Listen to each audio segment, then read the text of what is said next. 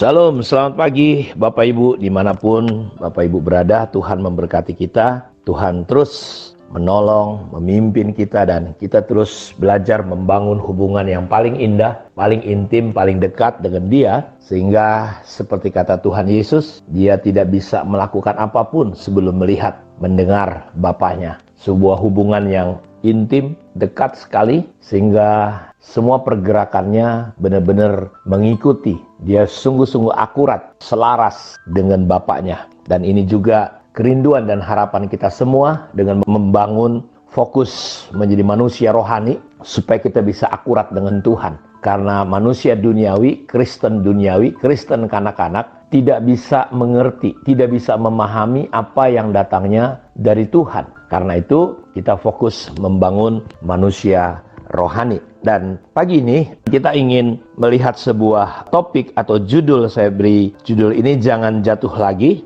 atau jangan hidup di dalam daging lagi. Dalam kitab Galatia 6 ayat 7-8 bunyinya seperti ini, jangan sesat, Allah tidak membiarkan dirinya dipermainkan, karena apa yang ditabur orang itu juga yang akan dituainya. Sebab barang siapa menabur dalam dagingnya, ia akan menuai kebinasaan dari dagingnya. Tetapi barang siapa menabur dalam roh, ia akan menuai hidup yang kekal dari roh itu.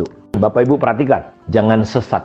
Jadi kenapa? Karena Allah tidak membiarkan dirinya dipermainkan. Apa yang ditabur itu akan dituai. Kita akan menuai dari apa yang kita tabur. Kalau kita menabur di dalam daging, kita akan menuai dalam kebinasaan. Tetapi kalau kita menabur dalam roh, kita menjalani hidup ini secara rohani, maka ia akan menuai hidup yang kekal dari roh itu. Kita sudah melihat ada banyak terkadang orang memulai dengan roh, tapi mengakhirinya dengan daging. Dia sudah bagus awalnya, tapi di ujungnya dia akhiri hidupnya di dalam kedagingan. Dia tidak menyelesaikan panggilan hidupnya dengan benar, dengan baik. Karena itu kita istilah ini menggunakan istilah menabur. Jadi kita tidak boleh jemu di dalam berbuat baik, menabur kalau kita baca ayat selanjutnya. Kenapa? Karena Allah tidak bisa dipermainkan. Jangan sesat. Allah nggak main-main dengan kita Bapak Ibu. Kekristenan kita dituntut untuk kita serius dan sungguh-sungguh. Kemarin saya sudah terangkan bahwa bahayanya atau resikonya ketika kita hidup di dalam kedagingan, jatuh bangun terus dalam kedagingan, kita tidak bertobat, tidak berbalik untuk serius menempuh, menabur istilahnya di dalam roh, kita akan kehilangan kerajaan surga. Karena orang yang mengamalkan kedagingan, dia tidak akan dapat bagian dalam kerajaan surga. Dan orang itu mudah tersesat, mudah dipermainkan oleh iblis dengan tipu daya kesenangan dunia itu. Karena itu saya mau katakan bahwa jangan lagi kita jatuh.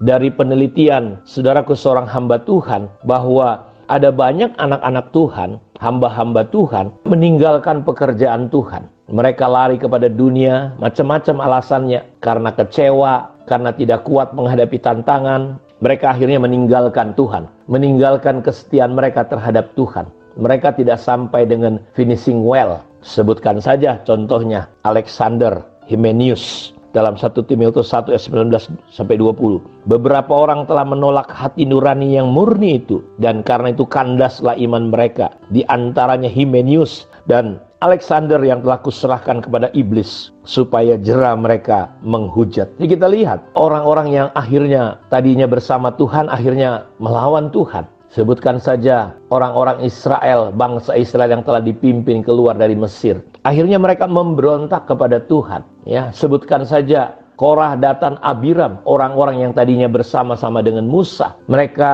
telah memulai dengan baik keluar dari Mesir, tapi dalam perjalanan mereka akhirnya memberontak kepada Tuhan, menghasut banyak orang untuk melawan Tuhan dengan memberontak kepada Musa. Dan kita tahu akhir hidup mereka hanya karena informasi yang diberikan oleh 10 pengintai. Mereka hampir mempengaruhi, 10 pengintai mempengaruhi seluruh bangsa Israel menangis. Walaupun Yosua dan Kaleb, nggak usah takut, bukankah Tuhan sudah berjanji. Jadi saudara, orang-orang yang memulai dengan roh lalu mengakhiri dengan daging, orang-orang yang tidak tekun setia menabur di dalam rohnya, dia bisa mempengaruhi orang untuk lemah, untuk memberontak kepada Tuhan. Dan saudara, hari itu Kita tahu sama-sama bagaimana orang Israel, bangsa Israel mengalami tulah. Itu menyedihkan sekali. Atau kita sebutkan saja Simson. Bagaimana dia dari kecil sebagai nazir Allah, sebagai nabi Allah. Sebelum dia lahir, orang tuanya Bapak Ibu sudah mendapat lawatan Tuhan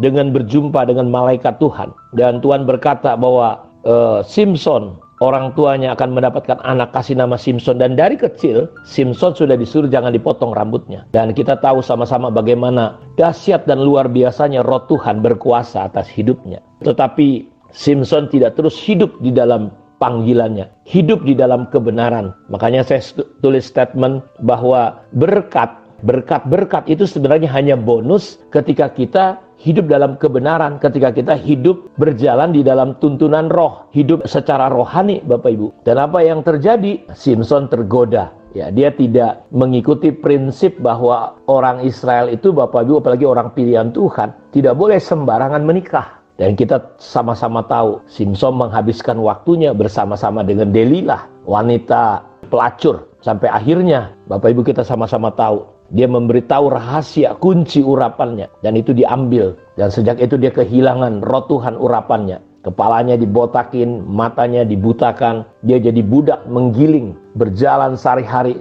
Dan sangat menyedihkan, walaupun memang kisahnya akhirnya dia bertobat. Dan memang orang yang dibunuh oleh Simson, orang Filistin, lebih banyak dalam waktu dia buta ketika dia jadi budak setelah dia bertobat daripada sebelumnya. Tetapi kisah Simson ini bisa menunjukkan kepada kita bahwa kita nggak boleh main-main, karena hidup kita itu seperti kayak menabur. Setiap hari perkataan kita, pikiran kita, tindakan kita itu seperti taburan-taburan benih. Kalau kita itu menabur dalam daging, kita akan menuai kebinasaan. Tapi kalau kita mulai perkataan kita, pikiran kita jaga, tindakan kita jaga untuk sesuai selaras dengan firman Tuhan, kita sedang menabur dalam roh. Dan ingat, jangan sesat, Allah tidak boleh dipermainkan. Karena apa yang kita tabur akan kita tuai. Kalau kita menabur dalam daging, kita akan menuai kebinasaan. Kalau kita menabur dalam roh, kita akan menuai kehidupan. Kiranya kita jangan pernah hidup dan jatuh lagi ke dalam tabiat-tabiat daging. Tuhan memberkati kita. Mari kita berdoa. Bapa, terima kasih.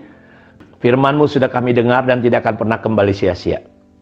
Kami akan terus berjalan dan tidak akan pernah mau jatuh lagi. Kami mau menjalani hidup ini secara rohani. Berkati anak-anak-Mu dengan hati pikiran yang mau selaras tunduk kepada Tuhan, dikuasai oleh Tuhan dan firman-Nya. Kami berdoa biar kiranya hari ini siapapun yang punya masalah dan persoalan, Tuhan, Engkau hidup, tidak bisa dibatasi oleh apapun, termasuk oleh situasi, kondisi. Walaupun kami hanya mendengar lewat satu teduh suara gembala ini, hamba berdoa, lawatan Tuhan, Roh Kudus jamah apapun yang menjadi pergumulan persoalan anak-anak-Mu. Ada hikmat, ada jalan keluar, ada jalan yang terbuka, ada mujizat, ada kesembuhan yang terjadi. Aku berdoa di dalam nama Yesus, nama di atas segala nama. Mujizat Allah terjadi. Turunlah kuasa-Mu atas hidup anak-anak-Mu. Dalam nama Tuhan Yesus Kristus. Amin. Tuhan memberkati kita semua. Shalom.